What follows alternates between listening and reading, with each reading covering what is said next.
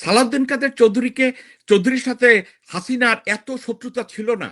আমির খসরু মাহমুদ চিটগংয়ে অন্য কেউ তার উপর দিয়ে যেন রাজনীতি করতে না পারে।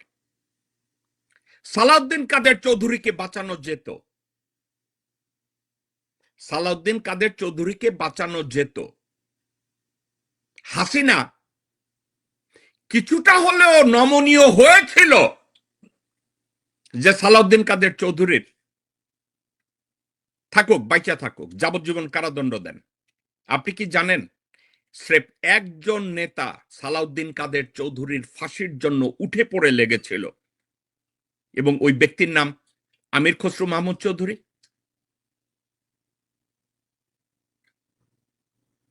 এই আমির খসরু মাহমুদ চৌধুরীর ইশারায় এবং ইনসিস্টেন্সে কমপ্লিটলি খোঁচাখুচির জন্য ভারতীয়রা হাসিনার উপরে প্রেসার আনলো, কারণ ভারতীয়দের সাথে আমির খসরু হট একটা লাইন মেনটেন করত।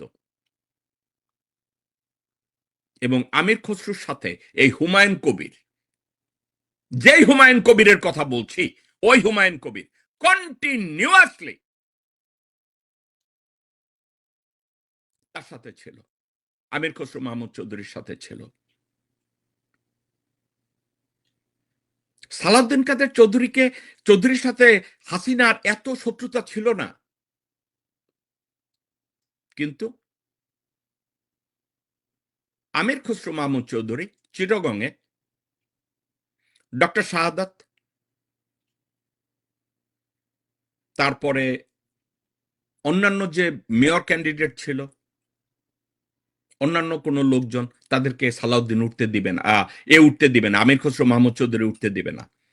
সাকা চৌধুরীকে সরানো চিটগং থেকে আমির খসরু মাহমুদ মনে করেছে আমি উঠায় দেব। আমি আরেকবার চাই আপনারা বেগম জিয়া সালাউদ্দিন আমির খসরু মাহমুদের উপরে কত রাগ ছিল এই কনভারসেশন থেকে আরেকবার শুনেন, আমি সাবজেক্টটা বদল করব। হ্যাঁ বললাম। জি, আসসালামু আলাইকুম ম্যাডাম। কোথায় আপনি? আমি চিটগংয়ে। আচ্ছা শোনেন, জি আমি সাদাতকে বলেছি জি একটা কাজের দায়িত্ব দিয়েছি, খসরু যেন কোনোভাবে কোনো কাজে বাধা না দেয়। খসরুকে মেসেজ দেন। আমি আমি ম্যাডাম ভাইয়ের সাথে তো কথা হয়েছে, আমি আপনার আশা আর দরকার নেই আমি কোনো কথা, আপনি বেশি কথা বলতে জানেন না, এত কথার কোনো দরকার নেই। আমি আপনাকে যা বলছি সেটা বলেন, আপনি কোনো কথা বলবেন না, বুঝছেন কিনা? ওকে ঠিক আছে ম্যাডাম, এটা তো অবশ্যই। বলে দেন যে কোনো কাজে বাধা দেবে না, কোনো কাজে যদি বাধা দেয় তাহলে ইমিডিয়েটলি আমি তাকে রিমুভ করবো সেখান থেকে, বুঝছেন কিনা? ঠিক আছে ম্যাডাম, আমি করতেছি, অলরেডি আমি অর্গানাইজ করতেছি। বুঝছি, কিন্তু সে বাধা দিচ্ছে। আপনি যেটা বললাম সেটা বলেন, আপনাকে এত লম্বা কথা আমি শুনতে চাই না। শুনেছেন? আপনারা এর পরেও যদি আমির খসরু মাহমুদকে এবং তার ছেলে ইসরাফিল না যেন কি নাম, এদেরকে নির্বাচনের জন্য যান, আপনারা জিয়ার রাজনৈতিক দর্শনের উপরে থুথু মারবেন। আপনারা যদি এই আমির খসরু মাহমুদ এবং তার ছেলেকে নির্বাচনের জন্য, আমির খসরু মাহমুদ, সালাউদ্দিন এবং এদের পরিচিত লোকজন, তল্পি বাহকদের যেই মুহূর্তে আপনারা সমর্থন দিতে যাবেন, ভোট দিতে যাবেন, আপনারা জিয়ার আদর্শের উপরে পেশাব করে দিবেন, আপনারা বেগম জিয়ার আত্মায় কষ্ট দিবেন।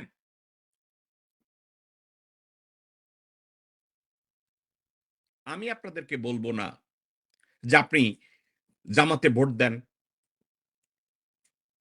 আওয়ামী লীগে ভোট দেন, অমুক জায়গায় ভোট দেন, সেমুক জায়গায় ভোট দেন, আমার কোনো রিকমেন্ডেশন নাই। শুধু ভালো যোগ্য দেশপ্রেমিকদের ভোট দেন। আমার রিসার্চে একটা জিনিস ক্লিয়ার, আমির খসরু মাহমুদ একজন মিথ্যাবাদী, মোনাফেক, দেশদ্রোহী, বেঈমান এবং লোভী কুত্তার বাচ্চা, যে জিয়ার রাজনীতিতে বিশ্বাস করে না, যে বেগম জিয়ার রাজনীতিতে বিশ্বাস করে না। সে বিএনপিতে আছে স্রেফ একটা কারণে, বিএনপির ধ্বংস এবং তারেক জিয়ার অ্যাসাসিনেশন। এর বাইরে আমির খসরু মাহমুদের আর কোনো কাজ নাই।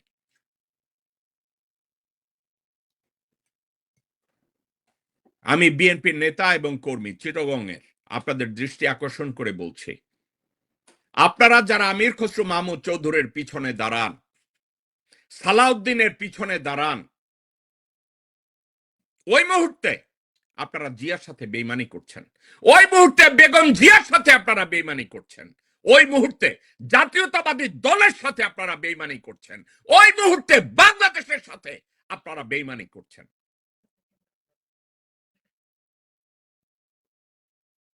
এদেরকে যে কোনো মূল্যে আমাদেরকে প্রতিহত করতে হবে।